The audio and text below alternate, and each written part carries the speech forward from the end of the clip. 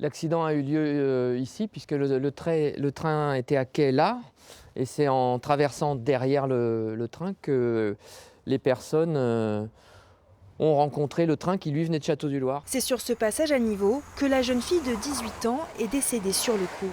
Troisième victime depuis 1996. Pour le maire des Commois, rien n'a été fait pour assurer la sécurité des passagers. C'est l'entière responsabilité de la SNCF parce qu'elle a de toute façon une obligation de sécurité de résultat, c'est-à-dire que c'est la loi en France, le droit français. Le transporteur a une obligation de sécurité de résultat. La SNCF a été condamnée dans l'accident précédent il y a 6 ans. Donc voilà, on a clairement une attitude de la SNCF qui ne veut pas assumer ses obligations. Une colère partagée par les époux Davoust. Il y a 6 ans, ils ont perdu leur fils Christopher dans les mêmes circonstances. Aujourd'hui, le constat est douloureux. Leur combat devant les tribunaux n'a pas empêché ce nouveau drame. On demandait juste une passerelle ou une barrière pour dire qu'elle se lève au moment que le train repart. On ne demandait pas grand-chose. Et la rend compte, même après le décès de notre fils, ils ont juste mis pendant une semaine un agent. Juste une semaine. Et après, ils l'ont enlevé. Alors pourquoi aussi? Une question que se pose également leur avocat.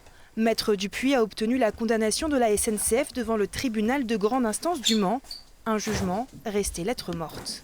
Le système de sécurité mis en place dans la gare des Commois présentait un caractère anormal et a été l'instrument du dommage du jeune Christopher, à l'époque, le 16 décembre 2011.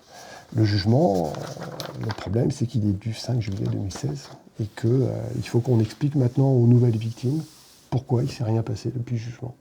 Aujourd'hui, la SNCF reste silencieuse. Elle a fait appel de ce jugement. L'affaire repassera devant le tribunal en octobre prochain. Mais pour le maire des Commois, impossible d'attendre plus longtemps.